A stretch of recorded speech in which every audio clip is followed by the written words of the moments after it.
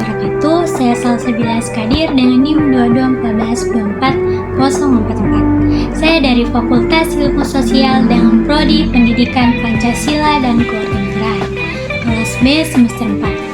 Tujuan saya membuat video ini untuk memenuhi ujian akhir semester yang diampu oleh Bapak Saleh Alhamid, SIPMA, dengan mata kuliah Hubungan Internasional.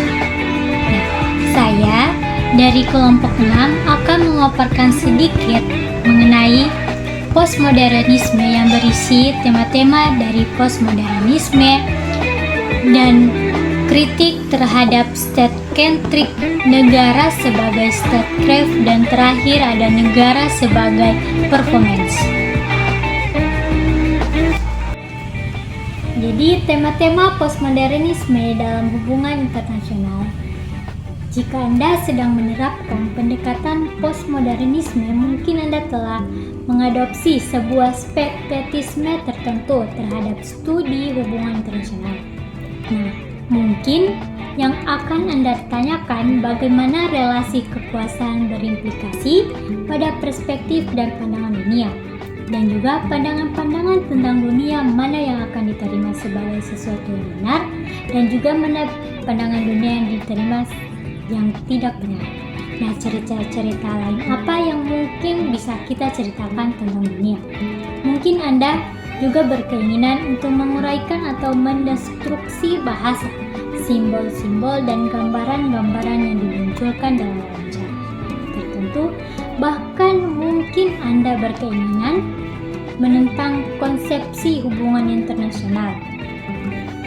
Jadi, konsepsi tentang negara bangsa tertentu membuat asumsi-asumsi tertentu tentang identitas dan mungkin komunitas. Konsepsi ini mengasumsikan bahwa kita pertama kali mengidentifikasikan diri dengan anggota-anggota kelompok nasional dan memberikan kesetiaan kita pada negara kita. Mungkin sekarang Anda akan berargumentasi konsepsi perpolitikan dunia yang lebih terbuka, ambigu, dan lebih kotor, dengan alasan bahwa hal tersebut lebih merepresentasikan nuansa-nuansa dan kompleksan dunia yang sedang Anda coba pahami. Nah, dalam konteks inilah kita bisa fokus pada bagaimana postmodernisme mengkritik perspektif-perspektif yang telah mengupas hubungan internasional dan menantang cara-cara berpikir baru yang radikal tentang domain umum politik dunia. Nah, hal yang bisa dipertanyakan oleh postmodernisme itu, yang pertama bisa mempertanyakan bagaimana kekuasaan mempengaruhi cara pandangan manusia terhadap dunia. Yang kedua, bagaimana pandangan yang dianggap benar sedangkan pandangan lain dianggap salah. Dan yang ketiga, bagaimana cerita atau sudut pandang lain tentang dunia yang selama ini diabaikan. Terus yang keempat, mengkritik bahasa atau simbol dan wacana politik yang sering dipakai dalam hubungan internasional. Menurut postmodernisme, dunia politik internasional itu tidak sederhana, tetapi penuh perbedaan, ambigu, dan kompleks. Selanjutnya ada negara dan kekuasaan. Dalam teori hubungan internasional, negara dianggap sebagai aktor utama state-centric. Alasannya yang pertama ada negara bangsa sudah lama menjadi bentuk organisasi politik utama. Yang kedua ada negara punya kedaulatan, yaitu kekuasaan mengatur rakyat dan wilayahnya sendiri. Terus yang ketiga ada negara dianggap bertindak demi kepentingan nasional. Tetapi postmodernisme mengkritik pandangan tersebut. Nah, menurut postmodernisme juga, negara bukan sesuatu yang otomatis ada begitu saja, tetapi negara terbentuk melalui proses sejarah, perjuangan, dan kekuasaan. Nah, yang ketiga ada dulu kekuasaan tidak hanya ada pada negara, tetapi juga pada kerajaan, agama, dan kelompok lain.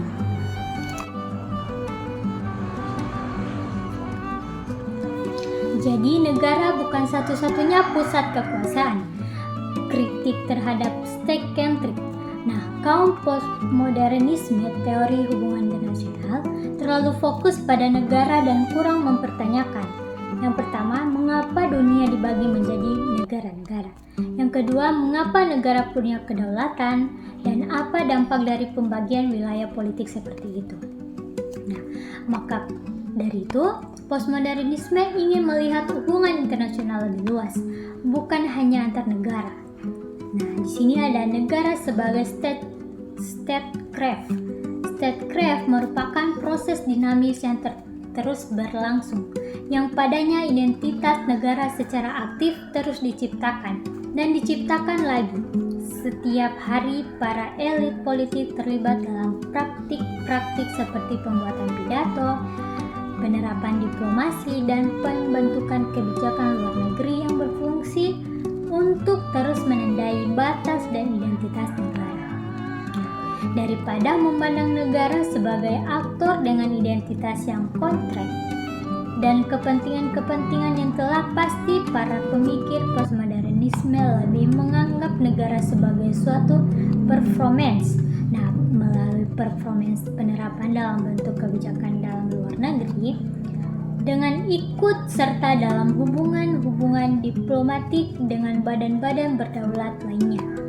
Dan terkadang melalui peperangan batas-batas negara dibangun, dijaga, dan diawasi, para praktik-praktik negara juga dilegitimasi melalui pewacanaan identitas, komunitas, dan kepentingan nasional. Negara sebagai performance. Menurut postmodernisme, negara bisa dipahami sebagai performance atau penampilan atau peran yang terus dimainkan. Maksudnya, identitas negara itu dibentuk lewat tindakan pemerintah. Negara juga menunjukkan keberadaannya lewat hubungan diplomatik, dan juga negara menjaga batas wilayah melalui kebijakan atau bahkan perang.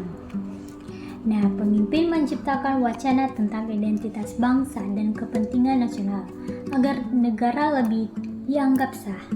Jadi, negara bukan hanya wilayah peta, tetapi juga hasil dari tindakan dan wacana politik. Jadi, kesimpulan materi hari ini, postmodernisme dalam hubungan internasional itu mengajarkan bahwa tidak semua teori harus diterima begitu saja. Hubungan internasional juga tidak hanya soal negara, kekuasaan yang sangat mempengaruhi cara kita memahami dunia, dan negara terus dibentuk melalui tindakan politik, diplomasi, serta wacana. Maka dari itu, postmodernisme mengajak kita berpikir lebih kritis terhadap negara, kekuasaan, dan hubungan internasional. Sekian presentasi dari saya. Wassalamualaikum warahmatullahi wabarakatuh.